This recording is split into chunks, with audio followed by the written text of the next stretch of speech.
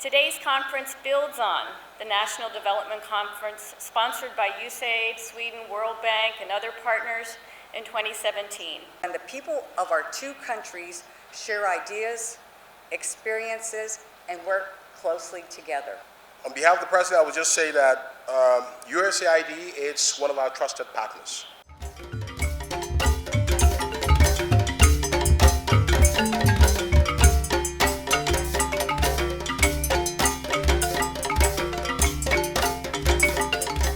On June 27 and 28, 2019, hundreds of Liberians, including senior officials of the government and ordinary citizens, gathered at the Monrovia City Hall for the second Liberia Development Conference, organized and hosted by USAID Liberia in collaboration with the University of Liberia.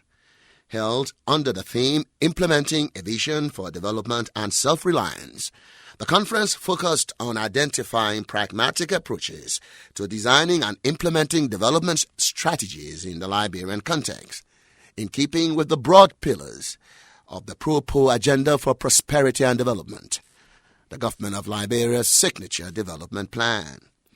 The United States Ambassador to Liberia, Christine Elder, gave opening remarks. Today's conference builds on the National Development Conference sponsored by USAID, Sweden, World Bank, and other partners in 2017. That conference was Liberian-owned and Liberian-led. The overwhelming majority of participants were Liberians with deep knowledge of this country's development challenges and how to improve them. Together, these Liberians helped produce over 39 analytical papers that focused on specific development problems, such as promoting private sector competitiveness, barriers to universal health coverage, and youth empowerment. Those papers objectively analyzed the causes and effects of key development challenges and made concrete proposals of how to address them. This year's conferences focus us on how to implement those valuable ideas and many solid policy proposals that have been developed since that time. So let me close by noting how very pleased we are that Assistant Secretary of State for Educational and Cultural Affairs, Marie Royce, has come to Liberia to deliver this conference's keynote address. Secretary Royce leads and manages one of the U.S. government's most valuable assets, our international professional and academic exchange programs. The American people and the U.S. government value those programs because they are such important catalysts for innovation and dynamism of our higher education systems, our economy, and our society. The keynote speaker was Marie Royce, the United States Assistant Secretary of State for Educational and Cultural Affairs. And the people of our two countries share ideas, experiences, and work closely together. One of the premises of this conference is that Liberia needs to deepen its policy-making capacity and scale up its knowledge economy. Countries cannot afford to neglect their knowledge-based assets.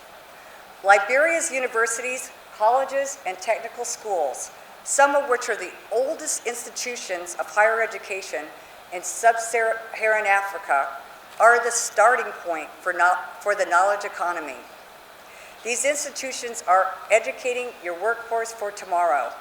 They are doing the research, compiling the evidence, and recording the history on which Liberia will shape its policies and also shape its values. The United States government is strongly committed to increasing cooperation among higher education institutions in the United States and Africa, including Liberia. We support capacity building of higher education institutions and systems in Africa through sharing of expertise, promoting expanded networks and partnerships, and deepening people-to-people ties. In this regard, I'm very pleased to highlight the Memorandum of Understanding recently signed by the University of Liberia and the University of Kentucky, which will support collaboration in the field of public health. We're helping to create this partnership through the Fulbright Specialist Program and the United States Speakers Program. So today and tomorrow, I hope your discussions at your conference will lead to a framework for collaboration information, and effective policy dialogue going forward. Please know that the United States government shares Liberians' interests in taking a rigorous and collaborative approach to governance, economic reform, and capacity building. I look very forward to meeting representatives like Liberia's knowledge economy during my visit here into finding ways to increase the academic and professional connections between Liberia and the United States. Thank you very much.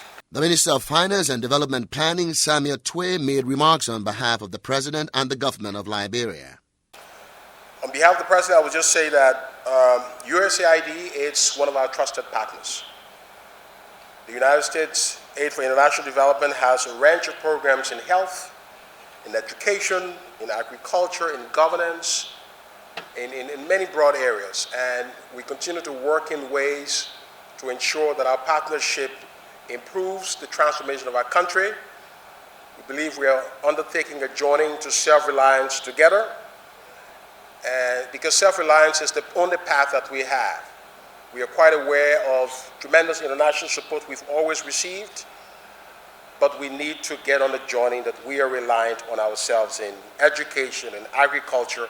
And so USAID's vision of self-reliance, working with Liberia, is welcome. And we look forward to incorporating all of that into our agenda. Minister Twe then turned to some of the policy initiatives the government of Liberia will seek to pursue and implement over the next several years, including a land reform policy. In the area, for example, of land administration, thanks to support from USAID again and other partners, we now have a new land law. Land has been a challenge in this country.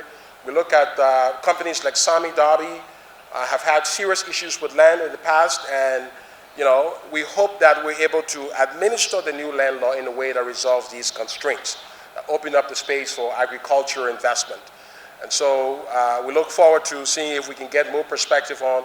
I know the land authority people are here. The president is intent on ensuring in the next 6 months that we'll do a lot of rollout because the only way people, for example, our farmers, the complaint we hear is our farmers have land, they need title deeds that they can take to banks so that they can get lending. The challenge is financing agriculture is limited, but because of some of these structural issues. So it's a challenge for the land authority folks to work on that.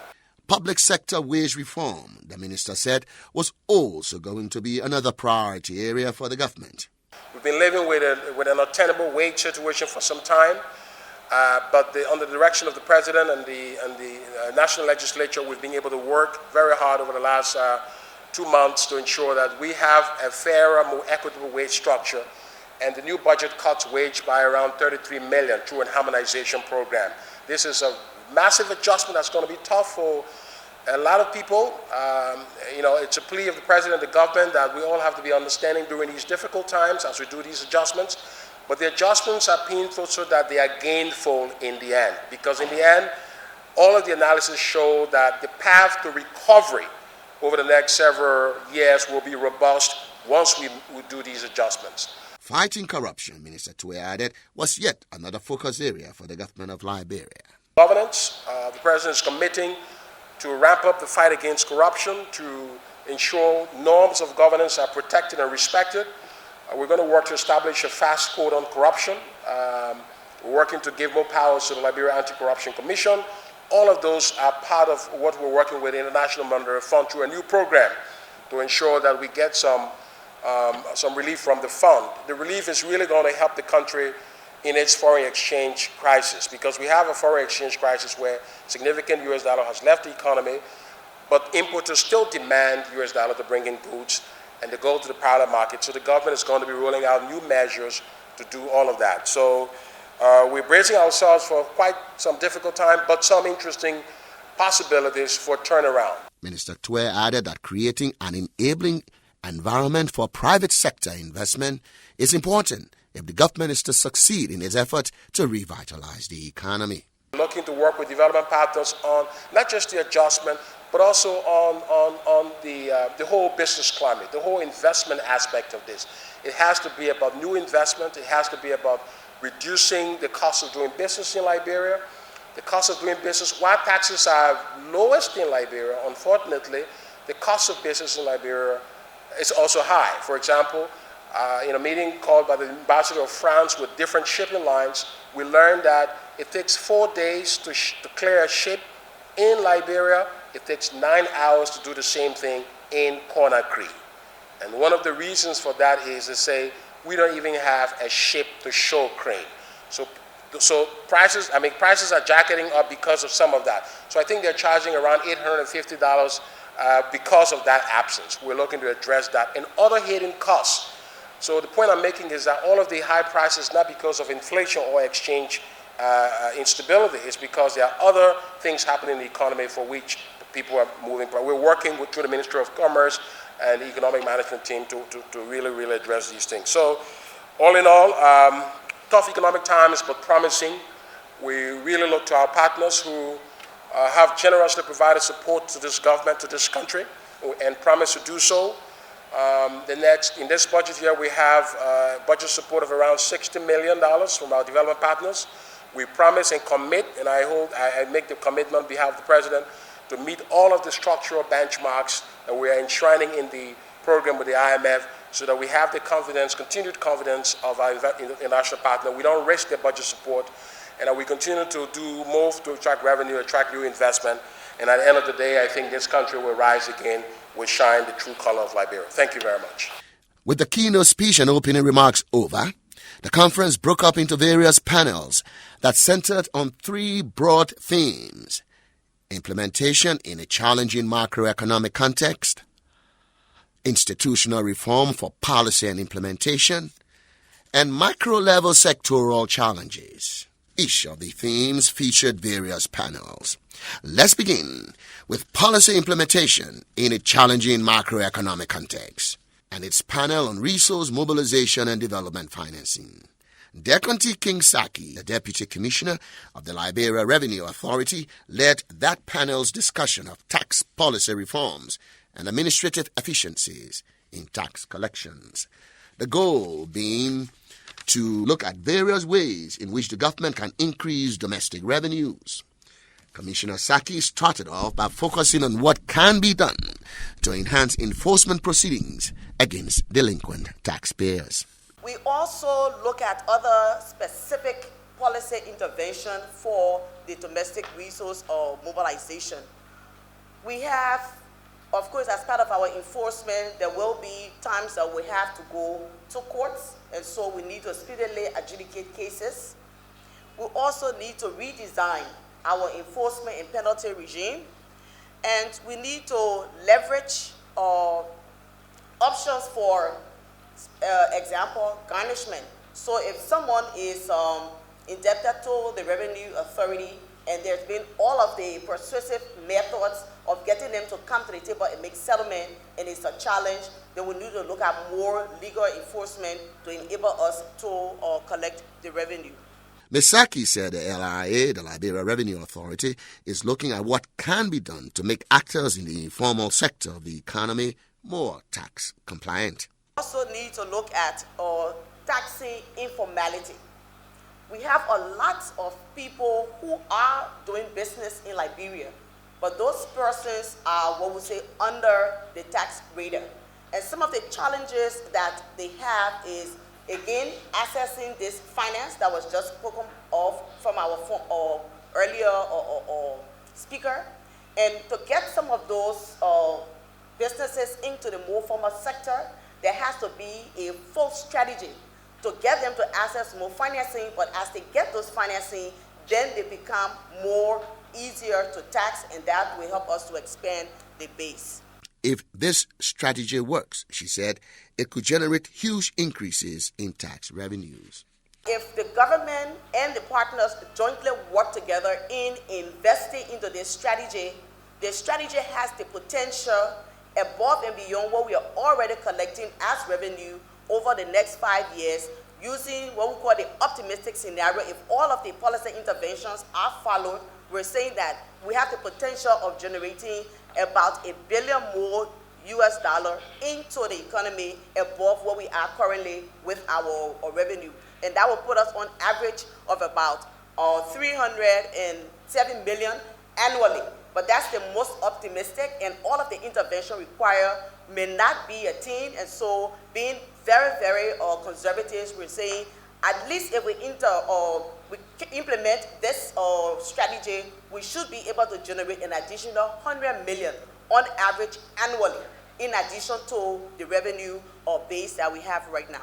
Attaining this goal, Ms. Saki said, will require investments in more innovative tax collection tools. So, for example, we talk about having more innovative tax administration tools. We're looking at expanding our current electronic filing to having a more integrated system. Such a tool that will make it easier for the taxpayers require investment in actually acquiring the tools and deploying them. So the need for investment into this strategy is critical. And we're saying that over the 5 years period, somewhere around 79 million will be required to expand your potential of generating about $1 billion. And we think that looking at the cost to benefit ratio, it is a necessary investment that the government as well as partners can definitely look into investing in. The panel also discussed innovative financing. What innovations can be put into place to give Liberians access to credit? Nicholas Timothy Smith of the World Bank led the discussion and talked about innovations adopted by the bank in connection with a loan program designed to help the government provide lending to Liberians. What this did was provided $4 million for the Ministry of Finance to provide financing for banks and for microfinance institutions to provide them additional liquidity to on-lend to micro, small, and medium enterprises. But the program did something else in addition to providing liquidity. And so liquidity is a helpful intervention. But how can you make more use of that money and leverage that more? So the project, what we would say is additionality. What did we do besides just providing liquidity? Well, what the project did was it first put a cap on the loans for $50,000 US. And as I said earlier, I'd put forth that that's innovation. Why? Because we know in the financial sector in Liberia, for banks, for instance, a small loan is like $200,000, $300,000. So, and with the current microfinance regulations, microfinance institutions are capped at $7,000 US. So, if banks are lending up to here and MFIs are lending down to here, there's a huge market segment that's not getting financing. And you're not going to have economic stimulation and business growth without access to capital. Capping the loans at $50,000 allowed banks to reach this huge segment that was not getting financing. What the project did is it capped the loans at $50,000, and what it resulted in was helping to bring the banks to lend downstream and to develop products to cater to the small and medium enterprise segment. The point is that simple changes to the way banks lend money can have profound effects. And so when we talk about innovation, it doesn't have to be some kind of crazy technological innovation. Innovation is contextually specific, and it was, I think, a really good example of how, simple interventions can basically, just by putting in place simple rules, which weren't too palatable at first. If any of you were at those first couple consultations, there was quite a bit of uproar about doing loans for $50,000. But I think what we saw is that the banks actually benefited from this, and we hope to see them to continue to develop this market segment. Mr. Smith also spoke of the need to bring efficiencies to the lending sector and to do away with redundancies that produce wastes and increase the cost of lending for all. But a big problem in the development communities, a lot of different donors have their own lines of credit. We're equally as guilty of it. And then so you just have this wastage because of the administration of one fund, the administration of another fund, then you have government programs with all different types of different restrictions. And so our hope is that this could actually kind of form an effort and create one fund. So if donor A, B, and C in government want to put money to stimulate the economy, and whether they want to pick particular windows, agriculture, general enterprises, they could go into this fund. So you reduce the wastage from the, every donor and government having different programs, and then you actually have a pot of money there. Another useful innovation he spoke about is the use of what he called movable collateral and development of a movable collateral registry to facilitate lending. You know, the Liberian financial sector, if you want a loan from a bank, you need title deed to your land, as the minister just noted, and often with taxes paid for that. And that's a prerequisite. And how many people have a title deed to their land with taxes paid for it? And so the movable collateral registry enables people to register assets like cars or maybe something like inventory to basically use that to securitize your loan. So if you want a loan, I don't have title deed, but I have 2 cars and I have some inventory, and I can use that, and that can be taken by the financial institution in the event of default.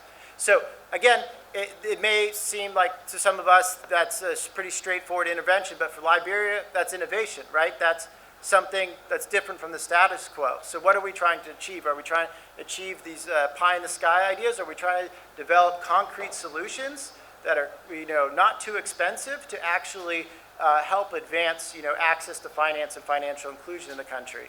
Right now, you cannot receive a loan on your phone. So if you've been to Ghana, you've been to Kenya, you can receive a $5, $10 loan for a market person to basically buy inventory, go buy more fish, and then repay that in 1 or 2 days later, right? Some people do not need a $100 or $200 microfinance loan, right? They just need small loans to help them with the sort of their inventory. And so actually what's interesting is you can do that now. And there's demand from it from the financial institutions, from entrepreneurs. But for some reason, there's not digital credit right now. So we're working with the central bank to basically convene a roundtable, which is one of the reasons I have to leave very shortly. And this is something we'd like to help advance. But the challenge is there's some needed amendments. Under the current regulatory framework, if you were just allowed digital credit right now, you couldn't do it on a USSD feature phone, which means that the people who really need this, who don't have smartphones, wouldn't have access to it. So we're trying to work with the central bank to make those regulatory amendments. And we're also working with them to ensure that microfinance institutions can also participate in that space. Let's now join the discussion of the Institutional Framework for Policy Implementation theme. The first panel under that theme discussed top-down versus bottom-up approaches to implementation. The Deputy Minister for Research and Development Planning at the Ministry of Internal Affairs, Olai Collins, kicked off that panel's discussion with a look at fiscal decentralization and the decentralization of implementation responsibilities. He said one of the most concrete steps the government has taken towards some form of administrative decentralization was the establishment of county service centers, where people can get basic services like obtaining birth and marriage licenses, land deeds, and even paying business and real estate taxes without having to travel to Monrovia as they previously had to do. The government established 15 county service centers across the country. In 2018, the county centers generated $1.2 million, something around that amount. They were designed to be a one-stop shop for service delivery at the county level. While the centers have generally been a success, Deputy Minister Collins said there is a key problem with the way the centers were set up that still poses delays for county residents seeking basic services. Let me mention here that the form of deconcentration that we have is more administrative than sector devolution. This means that because of policies that are in place, at the county level, we begin the processes for service delivery. But those processes have to be concluded in Monrovia. So for example, if I needed a marriage certificate, a traditional marriage certificate, I will begin the process in Grand Bassa, but to get the final authority and signature to that document, it has to come to Monrovia for the minister proper to sign. What that situation presents is a huge delay in providing services to our people at the county level. Because the aim of this deconcentration is to make sure that people at the county can get the services readily and on time. But if we still have to bring documentation to Monrovia to get signatures, then we still are lagging behind. Deputy Minister Collins also spoke about the constitutional problem that now makes it impossible to pursue full-fledged political decentralization. I'll talk a little bit about political decentralization. So the National Decentralization Policy presents a framework for elections of local government officials. But the Liberian Constitution does not allow for that. So when you look at the current Local Government Act, the election of county officials is omitted. With respect to fiscal decentralization, Deputy Minister Collins said there was much work to be done, and he used the county service centers to drive home the importance of some form of fiscal devolution. We're hoping that in the not-too-distant future there will be some amendments in the Constitution to allow local officials like superintendents, mayors, and others to be elected to enhance accountability and transparency. So right now, when you look through the LGA, you will see that the aspect of electing local officials is omitted. Nonetheless, Deputy Minister Collins said the country had made some gains on the fiscal decentralization front. Again, on fiscal decentralization, the legal framework mandates the LRA, you heard a lot from the LRA this morning, to collect all revenues on behalf of the government. One of the things we experience in using the county service center as an example, at the county level, all the monies come to Monrovia, even monies for the operation of the county service centers. They collect the money and the money is sent to Monrovia and nothing is left there. And then when they have issues or need stationaries or want to do other things, we have to now ask the government to make funding available. We're hoping that when the revenue sharing formula that has been recently launched, when it is in place, that there will be some monies at the county level for the implementation of projects and other activities. The minister then looked at next steps that need to be taken to ensure the full implementation of the Local Government Act. Right now, what have we achieved? Under the decentralization program in Liberia, we have established 4 county treasuries. The aim was to establish 8 by the end of the 5-year period of the LD. But due to challenges and other issues, we have only 4. Hopefully, when we craft the next 5-year program, we'll be able to have county treasuries in all 15 counties. Another achievement under fiscal decentralization is the completion and launch of the revenue sharing formula. This is a very critical piece of document that the government needs to look at and begin to put into implementation. Now we are getting ready under the Ministry of Internal Affairs to develop a plan to begin the rapid implementation of the Local Government Act.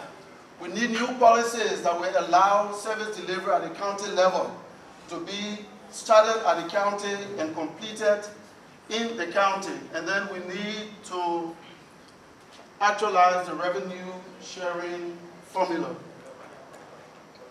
So it shows that countries that are decentralized develop faster than countries that are centralized.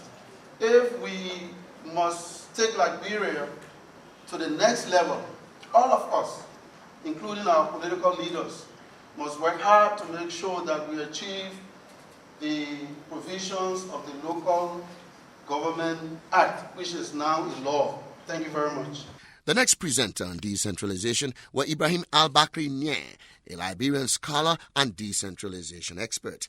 He started off by providing some background about the origins of fiscal decentralization. This is actually a concept that became very prominent and a debatable intellectual theme in the United States, mainly in the 1950s, when there was an incidence of market failure, and so scholars started to find way out of market failure, and they thought the way out was to empower local governments to deliver most of the services and to create what they call polycentric governance arrangement, where you have more governments with more powers, that you have what is commonly referred to as subsidiarity principle, where the lowest authority must be able to implement the most immediate issues to the communities. And so this debate came about, and they started to talk about what they call fiscal federalism. So the general concept is just about allowing local governments to take responsibilities of tax collection, financial expenditure, and budgeting and service delivery.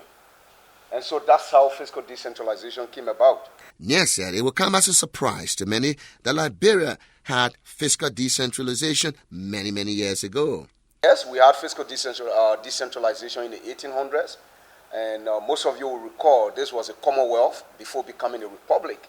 And when it was a commonwealth, the three counties had the leverage because they were, before becoming a commonwealth and a republic, they were independent sovereignties by themselves. And so they had some administrative structures in Grand-Bassa, in Maryland, in Sino, and in the colony of Liberia here in Montserrado. And so they were allowed to collect taxes, they were allowed to implement their own budgets. And even when we moved to the status of a republic in 1847, they were also allowed to continue to do that. And the leverage they had at the time that the central government could not assume full control was because of the infrastructure and communication challenges. But moving forward to the 1904 mainly, when President Barclay launched his plan of interior administration with the intention to claim more territories and stave off the British and French imperial powers, he decided to centralize, at the same time deploying district commissioners, some of whom at some point were American military officers. So we actually have... Near said today, we are far from a decentralized state.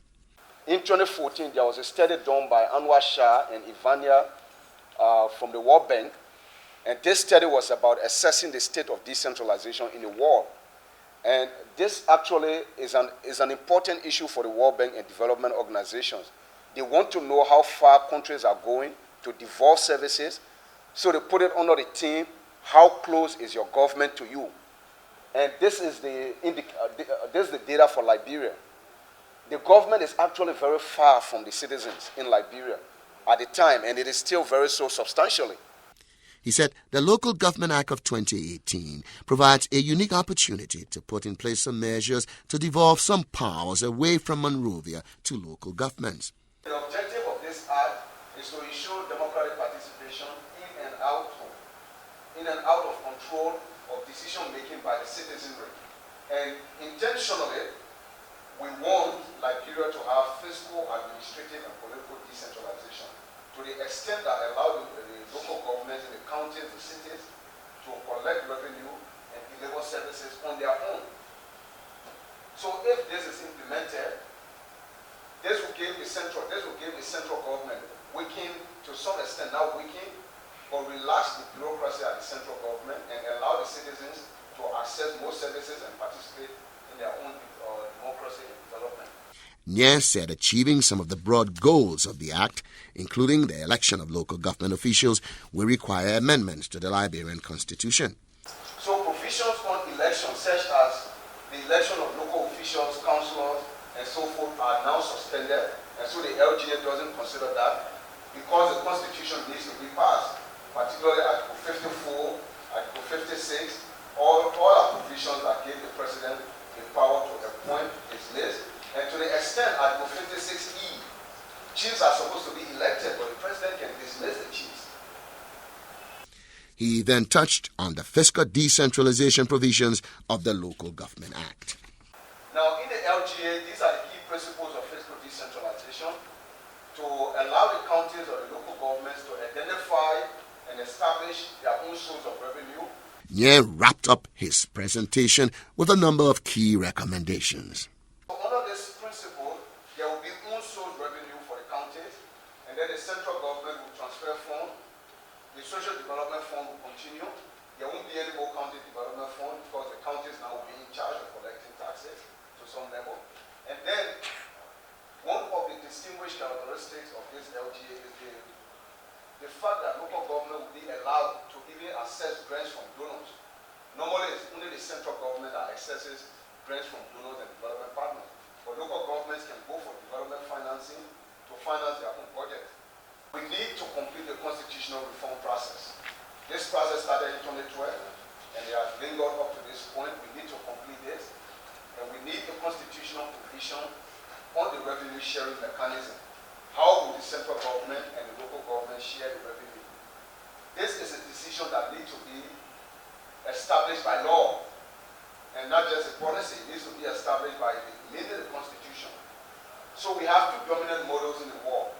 One is either derivation or origin-based. That is, counties that have more revenue, based on the amount of taxes the LRA collects from this county, you must have a framework that says, if you collect 200,000 from River G, 30% of the taxes collected from River G goes back to the local government in River G. That's mainly based on their contribution to the national budget and in the national press. So that's one way we go. The second way would be indicator-based. And the indicators normally you use to calculate this is either the population, the extent of poverty, it's mainly base tested. How many educational facilities, how many health facilities. And so if you do either of these, then you have a clear framework to determine how the local governments have the revenue to deliver the services and the responsibilities they have under the Local Government Act. And these options are now before Liberia. The chairman of the GC and the Minister of Finance about 2 months ago launched this formula. Thank you. That's the end of the presentation. The top-down versus bottom-up approaches to implementation panel also discussed leveraging informal and formal institutions for cross-sectoral community coalitions. Anderson Miemin, head of a local watchdog group, the Center for Transparency and Accountability Quartet, led the discussion on leveraging informal and formal institutions for cross-sectoral coalitions. He began by highlighting some of the issues that can best be tackled by well-organized, broad-based, citizen-led coalitions. Corruption. We've had corruption issues in Liberia over time, and we continue to grapple with that situation. We have sexual and gender-based violent issues. We have issues around service delivery, poor quality and inadequate services across the country. So these issues precipitate or they necessitate citizens coming together to form coalitions. And when they form those coalitions, what do they form them for? The overarching thing is to pursue a common objective. So it could be to work around education issue in the counties where areas where you do not have adequate healthcare delivery system or facilities. They can come together to mobilize resources to do that. And in terms of how they go about this, what are some of the key principles in my mind that I think they need to respect or they need to honor as they come together to work? One would be unity. There has to be unity within the group. There has to be group accountability. There has to be integrity. There has to be a commitment on the part of these the different actors coming together to form the coalition. And then obviously there has to be resources. They would need resources to operate, financial resource, human resource, and even physical resource. Those things are needed. And they could be internal or external resources. So the group of individuals and institutions or networks coming together have to make some commitment in terms of contributing their time and resources to get the group running. But they may also need external resources, engaging with government, engaging with civil society, engaging with the private sector, engaging with the government so that they implement their dreams. And moving forward also, what are some of the things that they could do? So one of the things they could do, especially looking at the global and local frameworks we have the SDGs that got 17 goals with different targets. Education, SDG 4 is very key.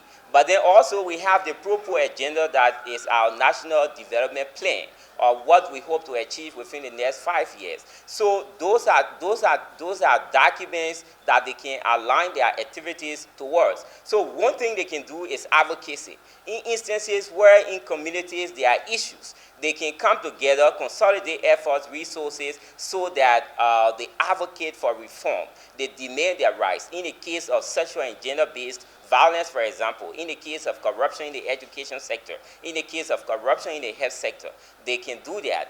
But importantly also, they can mobilize themselves to take on self-help initiatives, meaning taking on interventions, for example, to address food security issues. They could have a communal fund, they could construct schools, they could contribute towards running of schools within their communities, hospitals, a lot of different things they can do. So the point is, coalitions, communities coming together to work is not just about looking up to government to say, what can government do for us? So while it's true that they can advocate, they can demand rights and demand all of the things they need, but they also need to help themselves, because we're talking about implementing a vision for prosperity and self-reliance. So if that has to be achieved, communities or citizens have to come together to organize their thoughts, to consolidate their efforts and engage with processes, meaningful ventures that help to improve their livelihoods. That way, they take ownership of their destiny. That's the central idea here. How do they become self-reliant? The way to do it is to take on initiatives at the local level or within their communities, first of all, but then also demanding those things that are required by government to do for them. So challenges will also be there. What could be some of the challenges they may encounter? There may be the whole issue of resource constraints. So they got several things to do. We are talking about cross-sectorial community coalitions. When this group of people come together, they have to have resources to work. I talked earlier about internal resources, mobilizing internal resources, and I also talked about external resources. They may also have a challenge around technical, the skills required to organize themselves, the skills required to do, for example, social audit, to monitor what is happening within their communities, to monitor and track what their local officials or their government is doing. That skill set has to be available. So if it is not available within the group, it means they have to look out there for it. So it's also a challenge that they could have. There may also be challenge around commitment. So they have to be committed to the process. Courage would be one of the things that they will have to have. Then recommendations moving forward. In the midst of all of the different challenges we have, the need for communities to organize themselves into coalitions, to engage with government, to undertake initiatives that help to improve their livelihoods in the wake of the declining economy we have right now, where prices of basic commodities have doubled, where unemployment is as one of its highest peak in Liberia. Things have to change. And for things to change, it won't be just about looking up to government. It will be about demanding those things from government, but also making efforts at your own level so that you improve your livelihood. Self-reliant here, again, the central point. So my concluding statement will be, our message will be, we cannot achieve the vision of prosperity and self-reliance in Liberia if citizens do not organize themselves into cross-sectorial coalitions or to mobilize resources to engage. And they have to engage with government, sustained, coordinated efforts. There's more in working together than working separately or working in our own clusters. So for development to be achieved, for the proper agenda to be achieved, citizens have to engage. The democratic space is there. So we have to utilize it. We may have issues here and there with access to information and some of the other things, but we need to mobilize our resources. Some of those structures already do exist within the communities. Some of the frameworks we have right now, like the land rights law that one of my colleagues was talking about, that's a law that is very important in terms of even communities coming together to work around. So as we engage with this process, let's always think and believe that with our efforts at our levels, we can make the changes we want to see, but then also engaging with government, obviously that has the responsibility to preside over our resources. Again, we're talking about decentralization, but that's the structure and the framework we have right now. We are hoping that we can give more leverage to counties, to communities, so that they make decisions around how their communities and their different institutions are governed, and move away from the centralized regime that has not really worked for us over time. Thank you very much. Let's now join the panels under the macro-level sectoral challenges theme. This theme featured a panel on health and WASH sector challenges. Dr. Rose Macaulay kicked off the discussion on health and WASH sector challenges with a presentation on the opportunities and challenges inherent in building a resilient health sector. She said one of the key challenges confronting the health sector is the lack of trained medical doctors. Looking at the number of, or the proportion of doctors to the population, Liberia was one of the lowest, if not the lowest. The good news is we have moved beyond that. At the time when that document was developed, it was estimated that there were only 45 doctors in country. Today, we can boast of having at least 300 plus doctors in the country. And the other good news is that over 60% of those are Liberians, so that we can build a system. She said despite the improvements, Liberia still faces a critical doctor shortage. Accordingly, the Ministry of Health has focused on training medical personnel to help fill the gap. The ministry identified 5 key priority cadres of health professionals to target for improving. The community health workers, you can see there, you have the community health workers, you have midwives, you have physicians, and so forth. Ms. Macaulay said the ministry's plan for training medical personnel provides opportunities for those seeking to help Liberia develop capacity in the health sector.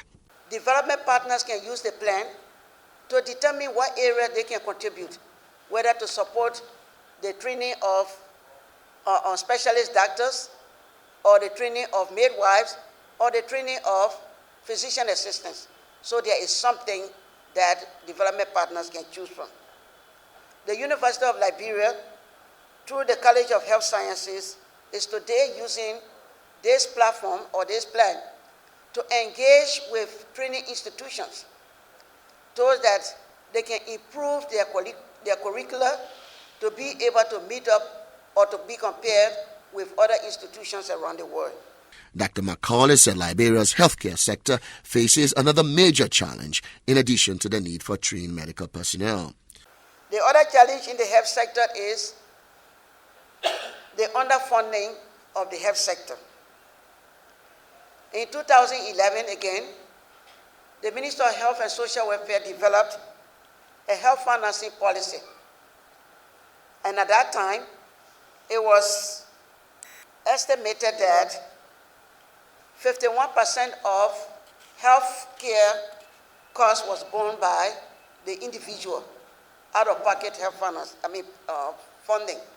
Today, the estimate is that over 80% of health care is out of pocket. So with this high out-of-pocket expenditure, particularly in the public sector, can we continue to maintain the policy of free healthcare delivery? When we say it's free, it has become unaffordable for the majority of people who we really want the services to be free for. Because if individuals have to go and buy the medication that they need, it's no longer free. If the individual has to go buy gloves for the health facilities to use to examine their patients, it's no longer free. So let us rethink what we mean by free healthcare.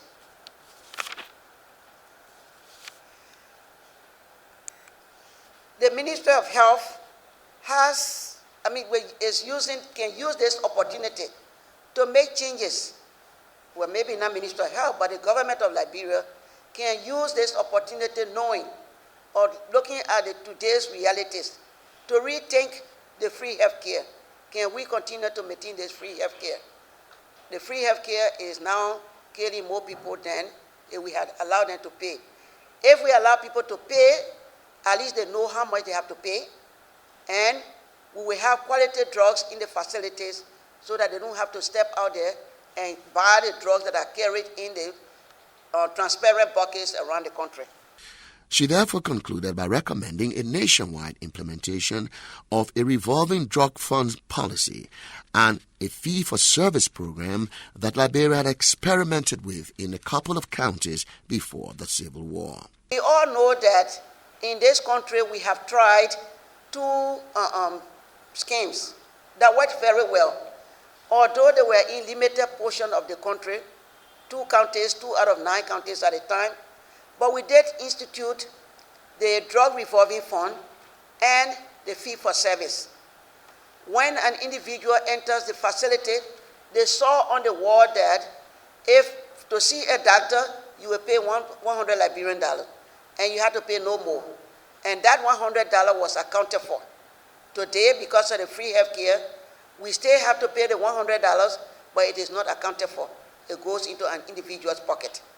So we are not helping the public by continuing to institute the free health care. And my suggestion today is, let us go back. We have good lessons learned. We have implemented a system. We know that the drug revolving fund works. It puts quality drugs in the facilities at affordable rate.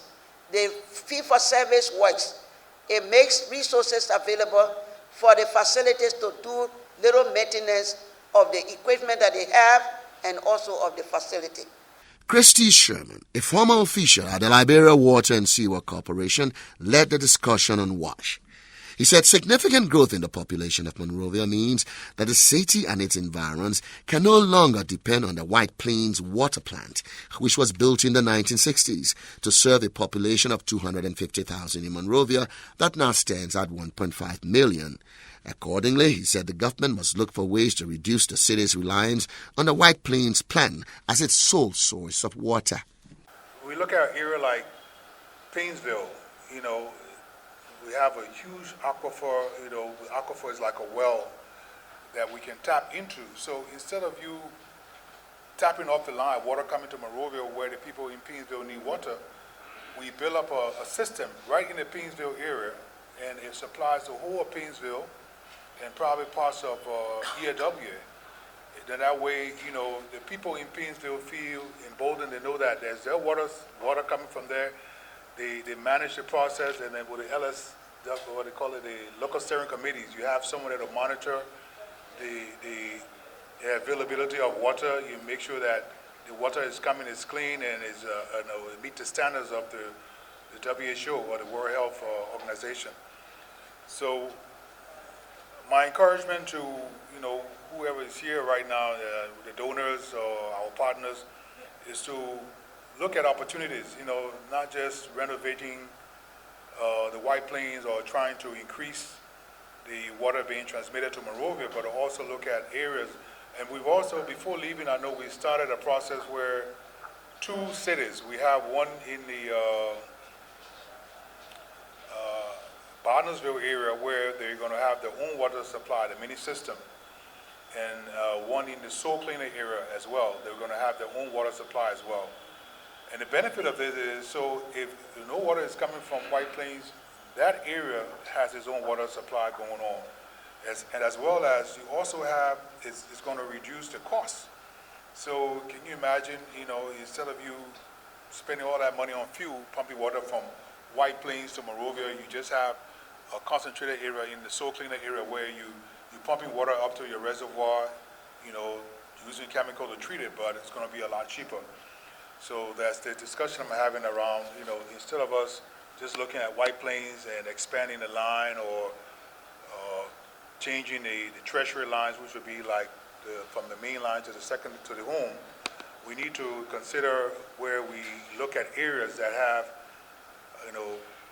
a great water supply. We talk about groundwater and use those areas to build mini systems and where we can improve the water supplies to those areas. So we're looking at Painesville, you can look at ELWA, Gardnersville area. Those areas are areas where if you take them off the main line, most likely we have water supply coming to Monrovia directly, because the Monrovia water supply, especially central Monrovia, has been a challenge. Even now, after renovating the facility in White Plains, we spent close to $30 million.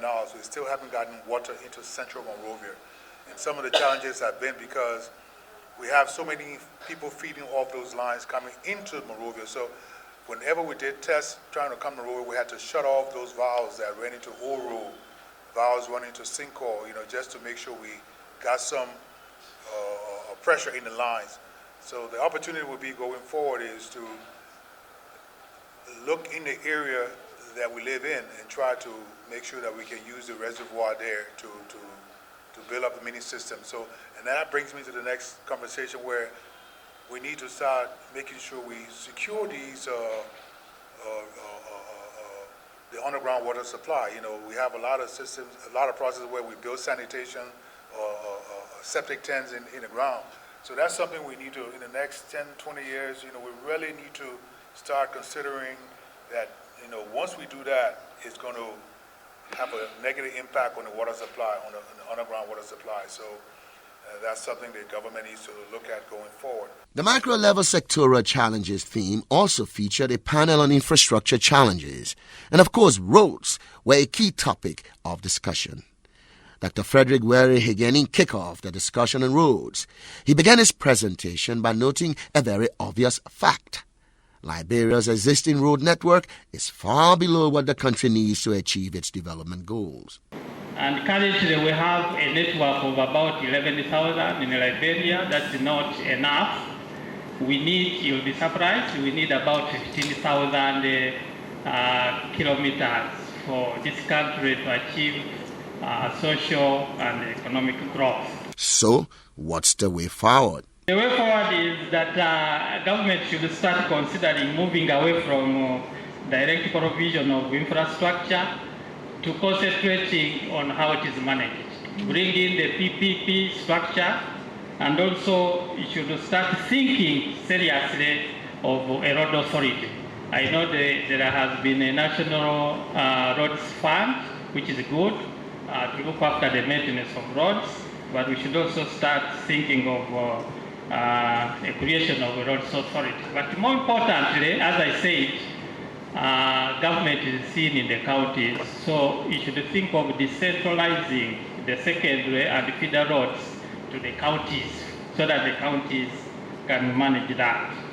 He said one way to increase the road network in the country, particularly paved roads, is to use what he calls alternative seals that cost a fraction of what traditional asphalt roads cost. But under the USAID program, we have been able to pilot out some alternative road surfacing seals, and the indication shows that you can, I have the figures there, you can do a single water seal for 120 or 130,000 USD per kilometer, as compared to costs that are as high as 800,000 to 1 million for doing one road. So in 1 million, you can do about 4 kilometers.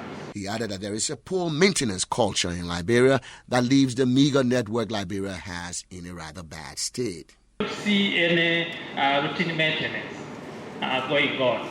Under the USAID funded program, we have been able to pilot routine maintenance of roads using the community-based organizations, and this has worked. And the figures we are looking at is between 800 and 1,000 USD per kilometer per annum. He said Liberia also needs to develop a local road construction and maintenance capability. We need to strengthen the national construction industry. As of now, it is weakly regulated. There's limited capacity. The local firms do not readily access capital. My colleague here has talked about that. So what do we need? We need to develop a strong policy framework to strengthen the national construction industry. The panel on infrastructure also featured discussions on electricity, led by Moni Captain, who began his presentation with a look at the country's current power generation capacity. Before the war, we had 191 megawatt of installed electricity at LEC. After the war, that 191 megawatt reduced to zero. By 2014, 22 megawatts was installed at LEC, mainly diesel electricity. Currently, we have 136 megawatts installed, 88 of which is from hydro. And being that the hydro is from a source that is a run-of-the-river plant, only 15% of that is available during the dry season. So what do we have planned? We have planned about 27 megawatts out of a regional transmission line called the CLSG. So if you add that 27 megawatts to the 136, we have approximately 163 megawatts of electricity installed. Projections up to 2030 is that we'll need about 280 megawatts. That will leave us with a gap of about 117 installed capacity megawatts. But of course, it's more than that because in the dry season, we only get 15% of what Mount Coffee produces. So you're looking more at 177 megawatts gap. Captain then laid out the challenges confronting the electricity sector and its ability to generate enough power to meet demand. Our principal challenges, generation. I just mentioned that we do have a gap. We have 117, actually more in terms of the electricity gap up to 2030. That has to be provided for. If we don't fill that gap, we'll do load shedding. That's the only way we'll be able to survive in terms of meeting electricity needs. The second challenge is transmission and distribution. We're very limited, as most of you know. The grid is basically in Monrovia, and even within Monrovia, we have major transmission and distribution gaps. So we need to do some work in terms of developing our T&D, not only in Monrovia, but throughout the country. Electricity tariff is another major challenge. Affordability. 1 kilowatt hour is 35 cents. And on top of the 35 cents, we add 10% GST, sales tax. The average in Africa is 14 cents per kilowatt hour. So you can see we're about 150% higher than the Africa average. We have a long way to go to make electricity affordable in Liberia. Customer ease of access is another major challenge. Most customers complain that they cannot get access, legal connections. A lot of that is due to the lack of LEC capacity in terms of their logistics capacity, connection materials, manpower. As a result, those who get electricity, get connections, normally have to go through informal channels, and that opens the door for corruption. So you have lack of connections, you have corruption affecting customer access. We need to do something about that. The next challenge is power theft. 62% commercial losses Liberia incurs, LEC incurs right now. If you put a monetary value to that, that's about $4.26 million a month. So imagine if we can reduce that power theft rate, that savings can go towards reducing the tariff and giving Liberia a more affordable tariff rate. So we definitely have to do something about power theft.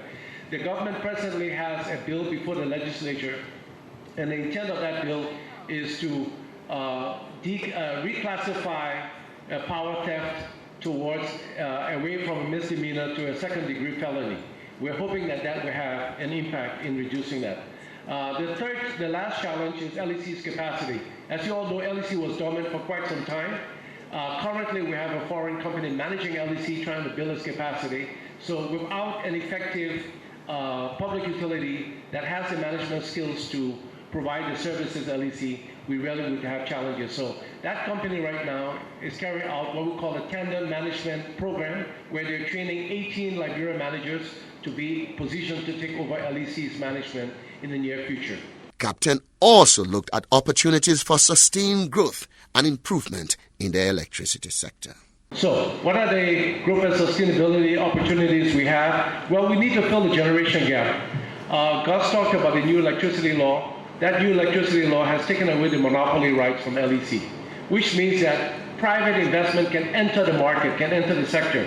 So instead of LEC trying to find money to fill this gap of procuring additional generation infrastructure, private companies can come in, make that investment, sell the power to LEC, and LEC will then resell the power to the public. So that reduces the burden for CapEx on the part of LEC. So private-public partnerships, such as independent power producers, would be one of the key avenues for filling the generation gap. Secondly, we're definitely going to need donor partnerships in expanding national access. That means your grid, your national grid needs to be expanded, has to go beyond the current boundaries.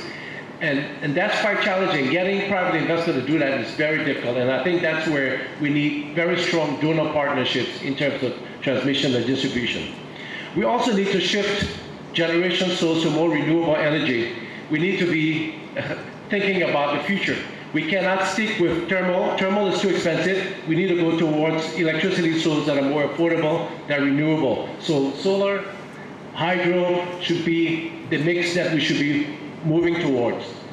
Competition to regulatory regime. This is the MD of the regulatory regime. Hopefully it will create the kind of conducive environment that will promote investment, promote competition, and that way we get more value for our money. So we hope that that can happen. Of course, we want to see an increase in economic activity, because when you increase economic activity, the capital is there to pay for the services. So investors are not investing into a market that doesn't pay for the services, that it becomes an attractive investment proposal.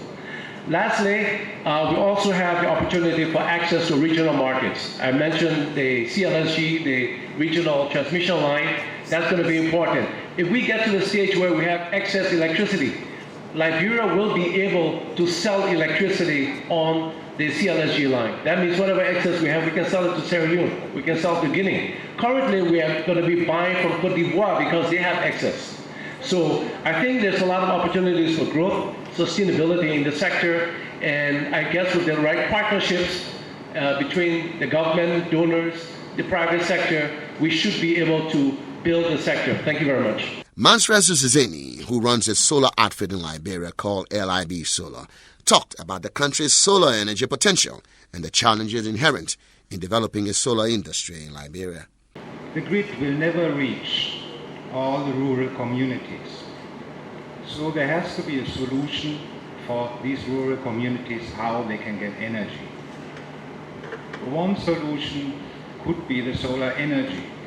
LIB Solar since last year has installed 100 nanogrids all over Liberia and reaching to close to 4,000 households.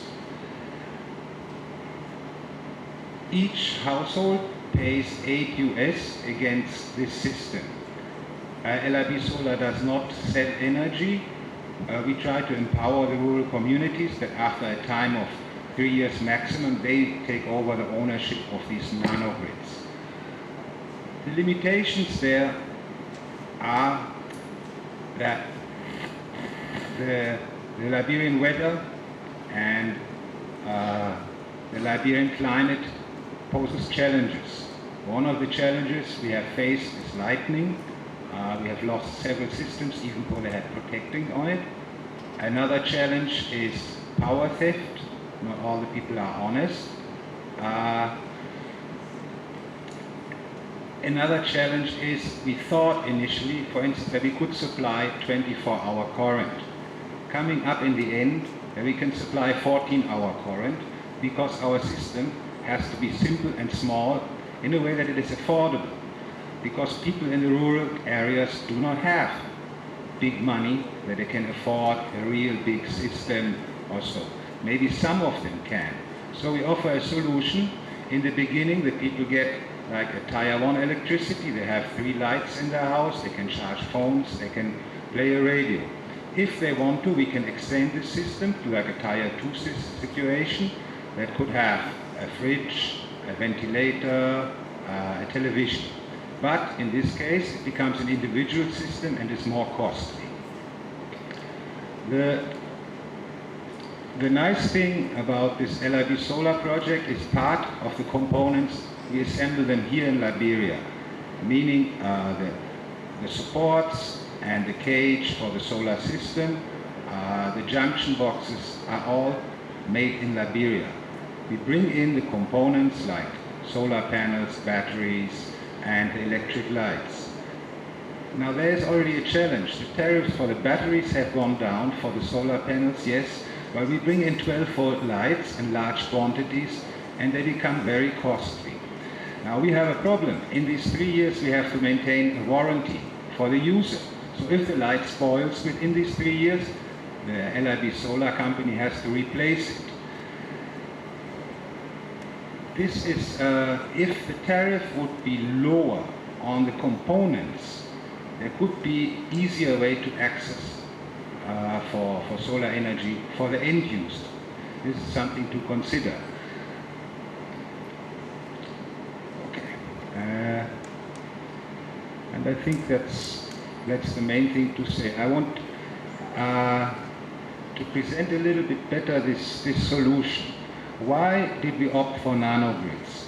Because we thought that it is the most affordable solution. Even though generally the tendency goes towards what they call pay-as-you-go pico systems, each household gets a small system and then pays by mobile money or whatever, small against it. What he receives is more costly compared to what a nanogrid can deliver to him. The limitation of the nanogrid is the community has to work together, which again for our company is a winner because we are dealing not with individuals but with the community. So the community, knowing that after 3 years they take over ownership of this system, have an interest that this thing functions. LIB Solar also offers an incentive. A community that pays 5 times on time gets 1 month for free. So they pay earlier for the system because for us naturally it is important that we get our investment back.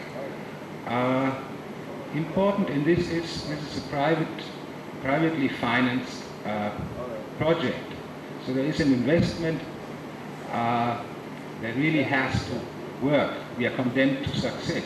It is not that we have a donor where we can go and say, oh, sorry, we only distributed 3 lights, even though on the plan we said 1,000. No. We are answerable to people. We have to deliver results. There is a big difference compared to most other projects.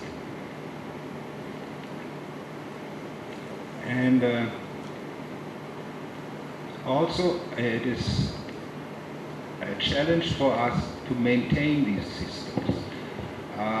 As I said initially, one of the challenges is power theft. Now on a nanogrid, if somebody steals electricity, I have to send, or an electrician has to go in the village and check all the lines. The man will be busy at least 1 day before he finds the house or the hut where people have tapped onto the energy.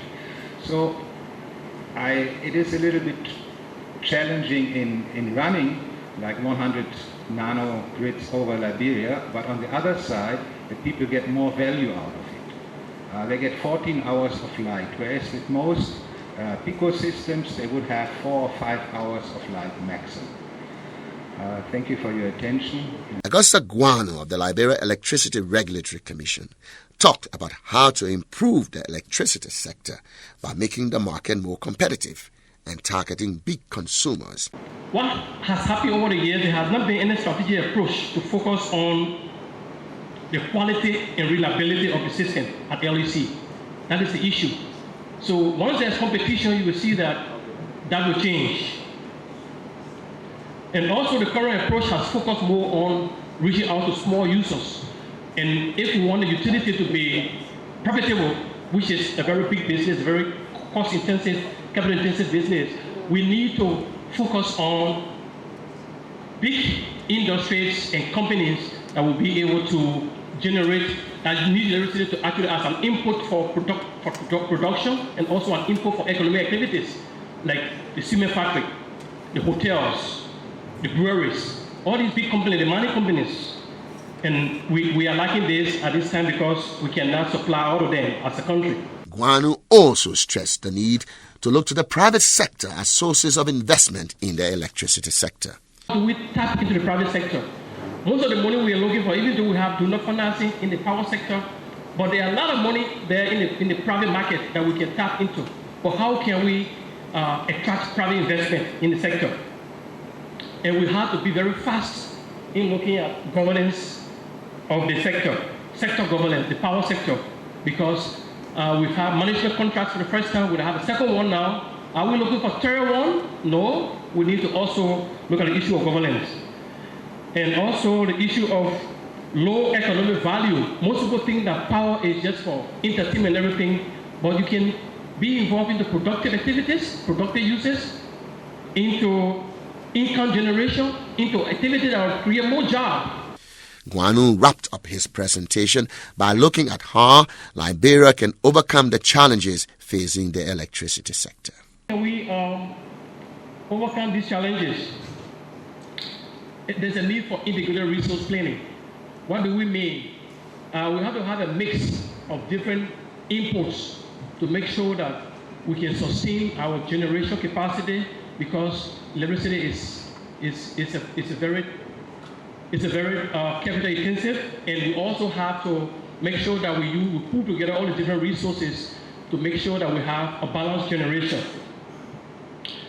Increase our firm capacity. As I said earlier, how do we increase that?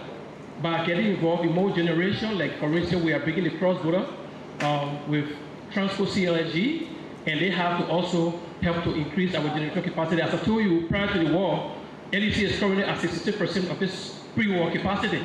And how do we even reach 191 megawatt to even go beyond the current demand? So it means we have to also undertake critical infrastructure investments, that is more transmission and distribution. It's good that we have different projects, like the 3 corridor project, the CLSG, and the cross-border. But there's a need for us to actually interconnect these different things. Like for instance, USAID support to LEC is bringing power from Ganta all the way to Banga, and to Phoebe, Cottington, and SKT. And then we have to attract private investment as well. And the most important part is the issue of a credible regulatory system.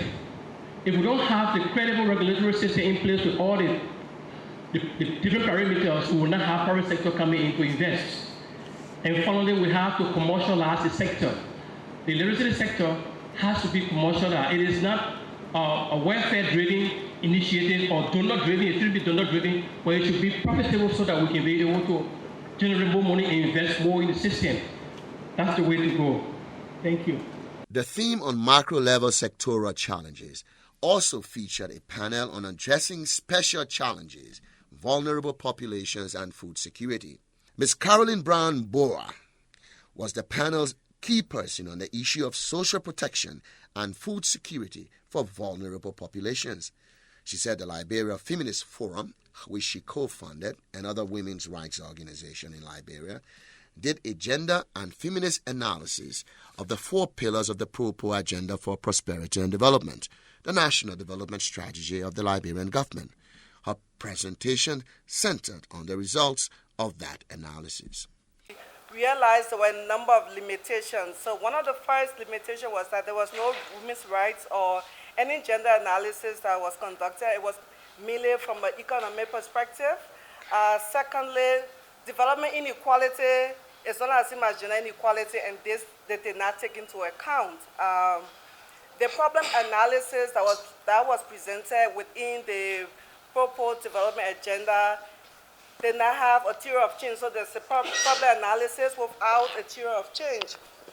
And then also a context was presented, right? But across the pillars, we also realized that there were inconsistencies in the data that was presented, so that it did not align to all the sectors or all the pillars. Other issues that we want to flag is in terms of the intersectional issues and the potential missed opportunities.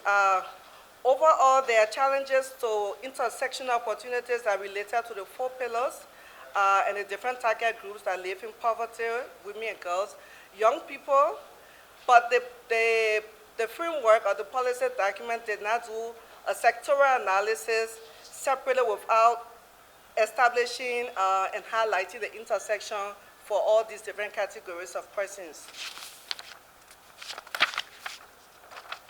So one of the recommendations that we put forward is that it's important to do a coherent and connected in-depth analysis to show the status of women, girls, and other people who are excluded and targeted groups so that in terms of the pillar, so the pillar is on power to people, so how do that reflect within what the pillar is presenting? And to do this, we recommended that there be a full gender analysis that focuses on power and structural causes of violence against women in terms of the economic, social, and political perspectives. There is a budget provided, there is a budget that is estimated at 6 billion USD, and it will be important for us to understand how this total funding is allocated across the sector, or how much is for youth, how much is for women, across that sector. This will be one of the recommendations we put forward. I also like to highlight here the increase in cases of sexual and gender-based violence quite recently. So within just the first quarter of 2019, we are receiving, and this is also to know that there is a huge underreporting of cases, and some of the stats that we are getting from the Ministry of Gender does not include all actors working within the field. So just for the quarter of 2019, we are receiving around, the Ministry of Gender is reporting around 803 cases. For 2014, we had 1,392 cases. For 2015, 1,403 cases. For 2015, 1,505 cases. And for 2017, 1,685 cases. And for 2018, 2,105 cases. I'm bringing this up to our attention to show the increase and the spike in cases. And between November and currently we've received, there's been several cases of gang rape, and in fact leading to death for some of the survivors of the victims. We also need to look at, so because of the increase in cases, some of what the women's group have done is the Liberian Feminist Forum and have started the We Are Unprotected campaign. This is a campaign that we're trying to increase the visibility to sexual and gender-based violence cases, but also to recognize the lack of accountability for these cases that are brought to the attention or that have been reported. When we also looked at the policy framework, we are concerned about blanketing vulnerable and disadvantaged people, especially women who are placed at the same level as disabled people and other marginalized groups. It's important that we separate these groups so that in terms of how we program, it's very clear. Wow, 5 minutes. Okay, so I'll run this for Pillar 1. So for Pillar 2, when we looked at Pillar 2, which focuses on job and economy, a number of issues come up. One is that the economic model that is presented, how does it provide for inclusive participation and sustainability? And the model, in our view, does not provide for inclusivity both for women and youth and other interest groups.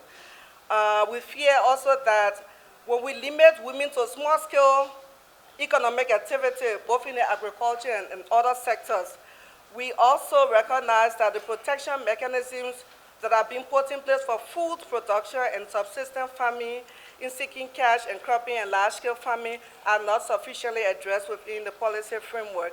The pillar also lacks comprehensive social and gender analysis.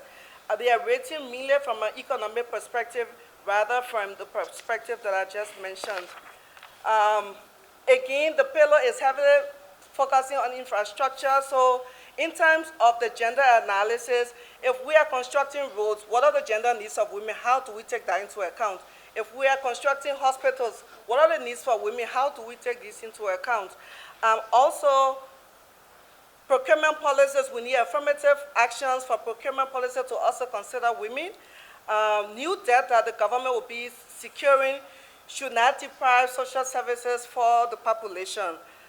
And also, what are the working conditions? So when we give our concessions, contracts, what are the working conditions for our population so that there are no occupational hazards, and what are the labor rights implications? Minimum minutes I have. So for concessions, when we award concessions, how we awarding it to include women and other communities? This afternoon there was a discussion about the Community Land Rights Act, so how does they interplay within such discussion? And also, it's important to consider the role of women, especially rural women, as farmers, as producers, and as processors, and as caretakers.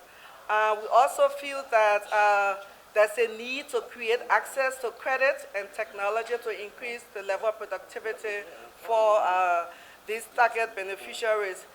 We realize that the government extension programs that are provided by the Ministry of Agriculture should also take into consideration the needs of women, and they should, so that it does not exacerbate the disparities between men and women.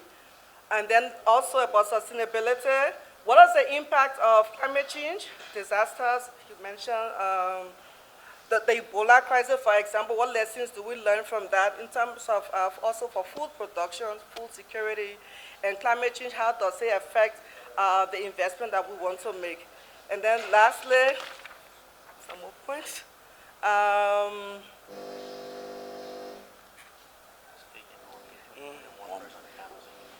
Yeah, but you just... So also we want to talk about development agricultural policies that favor climate resilient and sustainable agriculture instead of just focusing on private and concession-based. What are the high inputs and large agro business models? This morning there was a mention around this discussion. So when you come to the last pillar is on Pillar 4. So Pillar 4 talks about access to justice for women.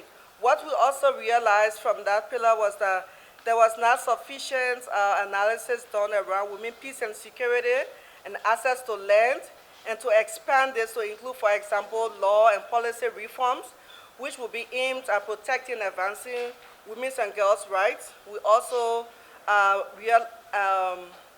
picked up also that issue around mental health for different categories of people is not also, the policy document is not informed by such issue, and then also what is the dealing with reparations, dealing with the past is not sufficiently dealt with, because this has a propensity to regress so that we go back into civil crisis. So it's important for the policy framework that is talking about power to the people that wants to build sustainable structures.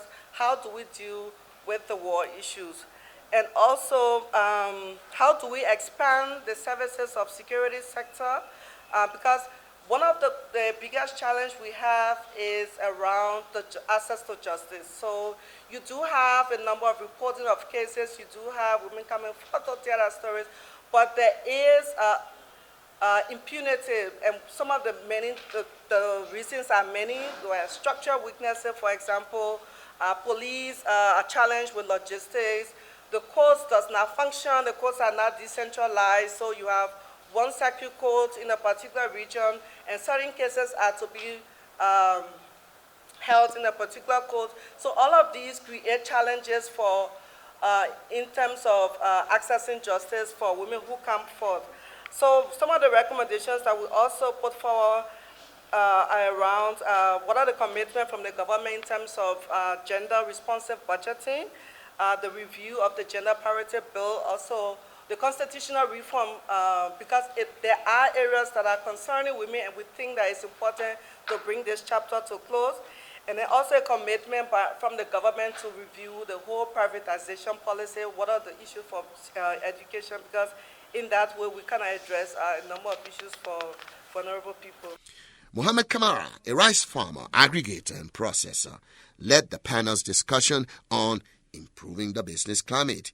He focused his presentation on the rice sector and what the government and the private sector can do together to improve the business climate for the rice sector. As he suggests the following activities to develop the rice subsector: increase access to inputs and machinery, provide subsidies to actors along the value chain, recruit active agriculture experts and agronomists in the rice subsector, introduce government rice subsidies for supporting producers, cooperatives, and major rice processors, increasing access to finance, and establish contact between rice processors and main public institutions.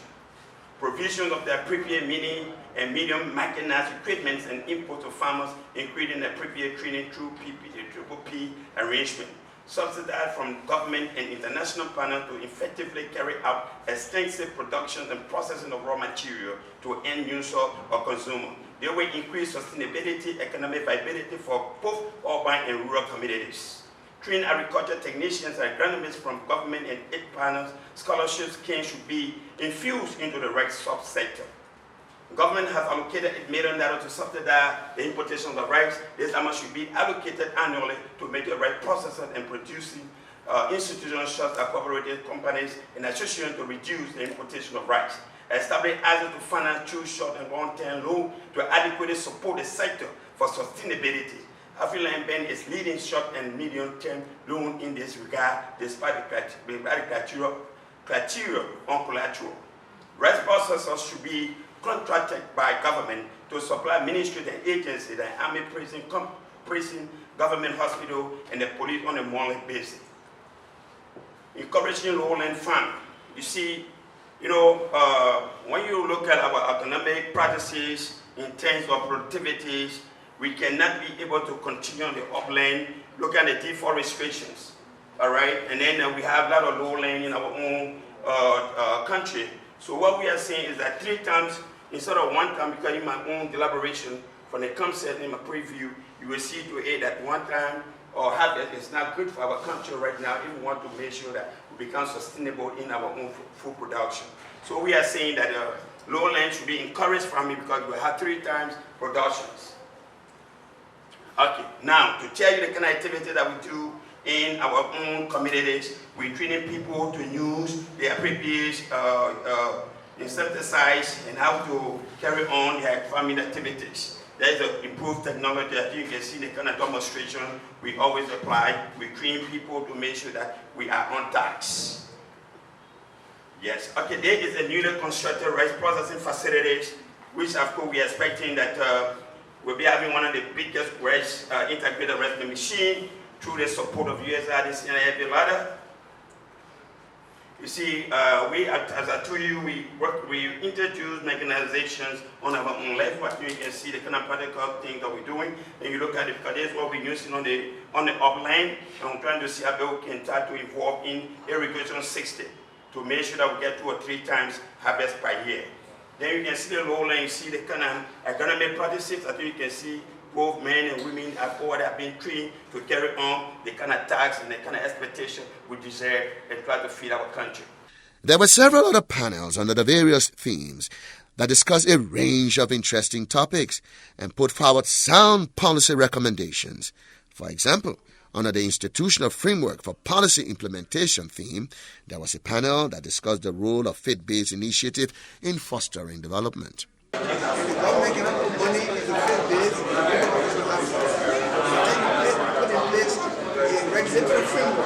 There was also a panel on addressing special challenges, youth and employment, where one of the panelists spoke of the importance of foreign exchange programs as an important tool in exposing youth to other cultures. Let them go to the Caribbean and see how the other flags that came from this coast are operating in the Caribbean, because it came directly from Africa.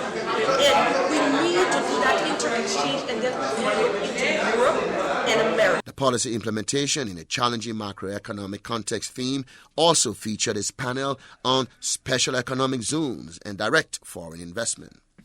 After a full 2-day of productive discussions, the conference wrapped up with concluding remarks by the host, USAID and the University of Liberia. Thomas J. of the Policy Institute at the University of Liberia spoke on behalf of the university. We need to develop a shared ambition of building a strong Liberia and a strong economy.